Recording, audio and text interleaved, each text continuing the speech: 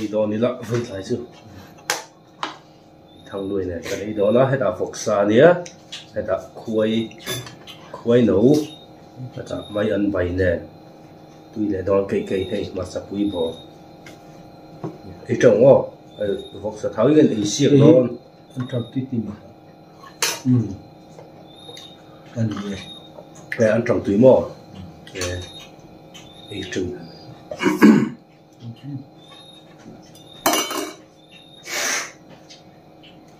thứ thật tới hết rồi ó có thảo bọc để vào tiệm con đây về chưa con phục sa thì tháo về mò ý xin đó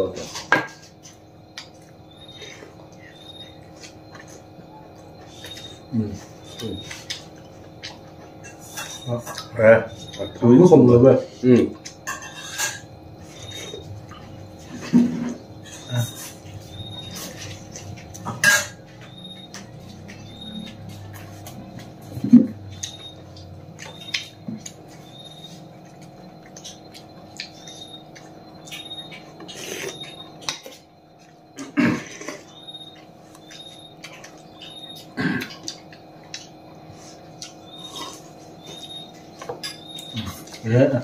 đập đây khuấy nấu thịt bóc đậu bóc cái là nấu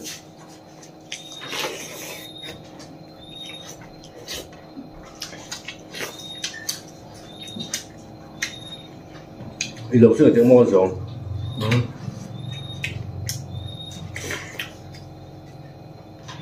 chưa học trước rồi nó cũng về ảnh nhiệt độ mê lửa bốc cái kia em tổ con khai làm chung nó thành dấu về sử dụng ít vừa là hai lần mới cả lý chi hết cái ăn cơm có sự lớn lên còn gì về tất cả cái số mỗi con cũng về đấy cái kilo còn lấy đâu thì tên ai phải làm rồi tụm ta nó tụm ta nó chân còn cho tụm giả sống nga về con này là tụm giả về các cái số cái em coi phải tập về tuy nhiên thì chỉ chủ mà ăn được chuột này nó ấy rồi tụm chúa cả túi em thải thiếu chuẩn xí mà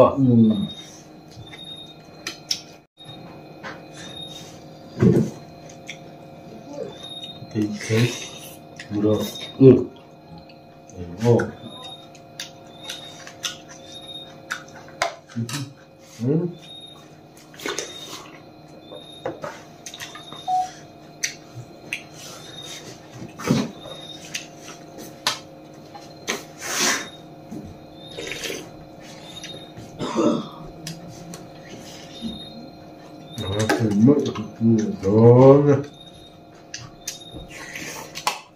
ya phôi khá là tâm mà nhiều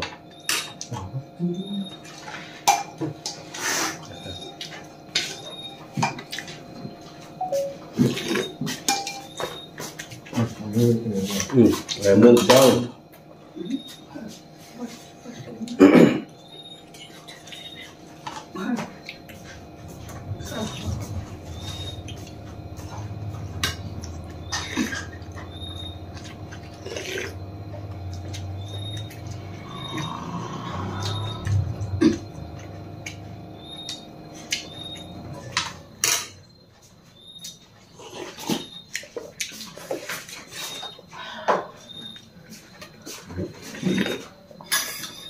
phiền rồi à thôi tập tư rồi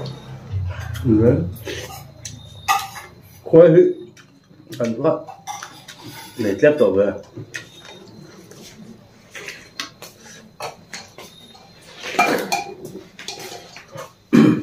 chỗ nào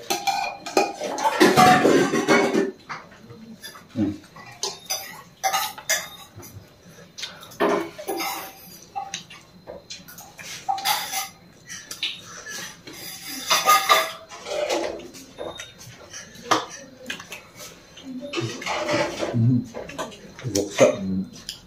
Thằng nó không phải là do hay là tôi thật ăn thật nè bên này có làm to quá. hay là học đẹp à. Sao đủ tốt hành ấy thế đấy mà tôi tập cái ớt rồi.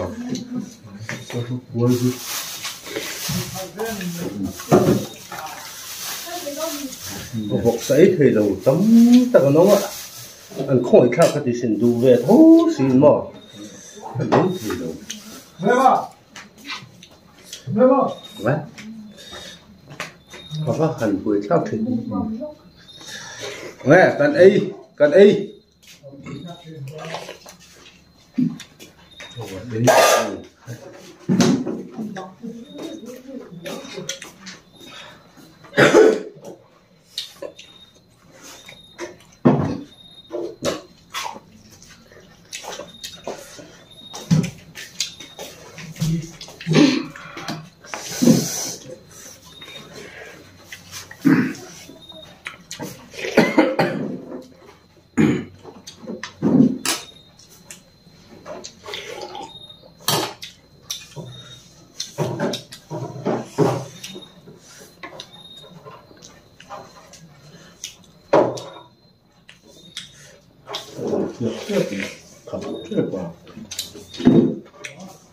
Hay bỏ thế sự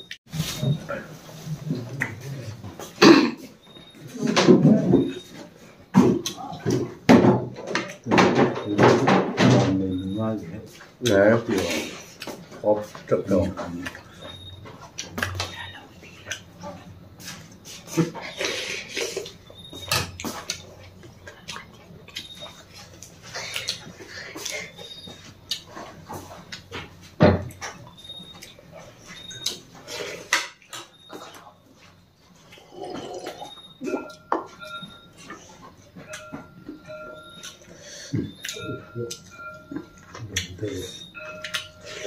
là rẻ nè sổ hoặc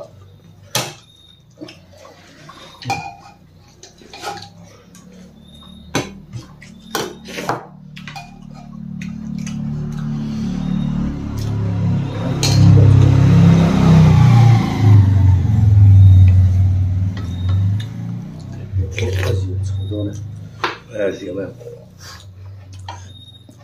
cái này đúng là thằng ăn được không?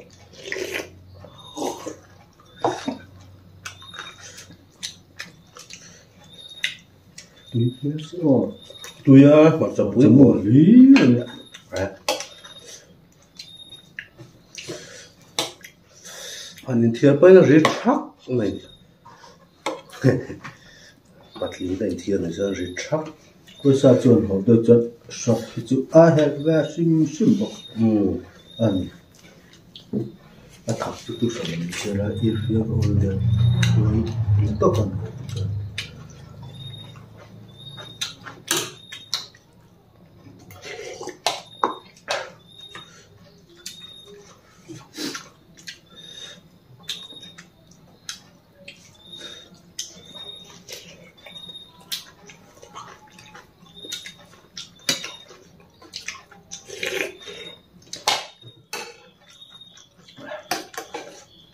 Cái là chú lâu chú cần dầu đỏ này, dầu đỏ lắm rồi, rất chú mai, anh tin là dầu đỏ, anh dầu là tốt nhất chứ, anh biết phải lại để tao ai để đỏ nữa, thì về để việc của tôi là lâu rồi mà na thì cho, sẽ kỹ phải đến này bao, để chính phủ họ là này, muốn điều chỉnh nó có phần là qua xí mà hiếm mà, phúng kỳ là mà xí mà nên là điều chỉnh.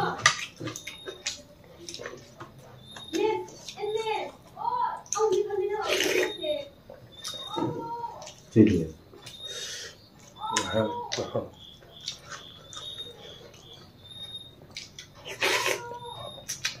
với cái bộ hộp này là có thể cho mình sao? đấy sao nó mới được, vâng, cái đồ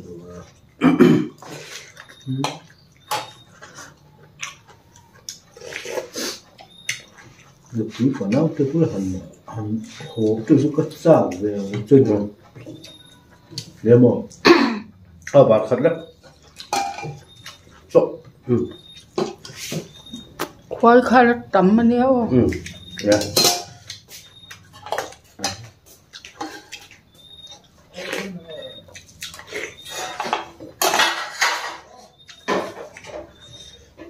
cắt cái này cho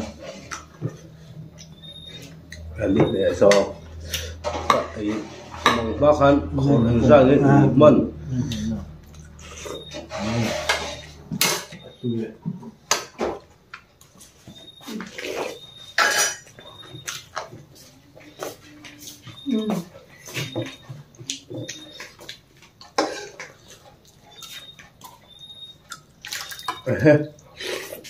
có khẩm mấy rồi luôn mà tắm có thứ gì không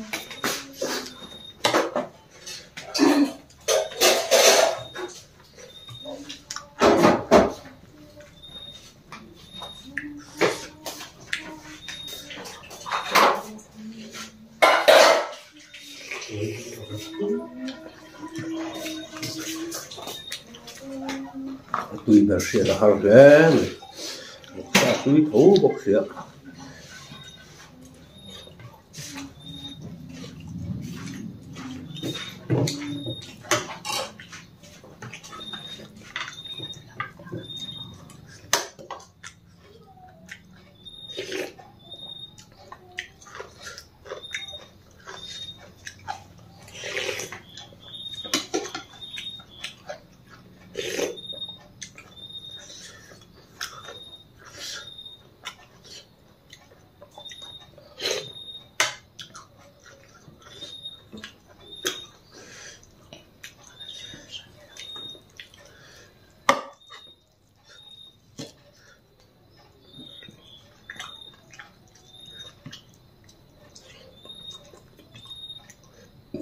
mati em ấy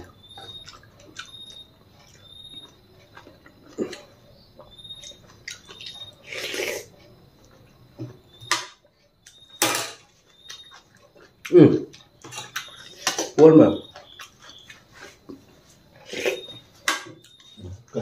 cắt lấy ngon rồi cũng không cả chứ ít tiền kêu một cái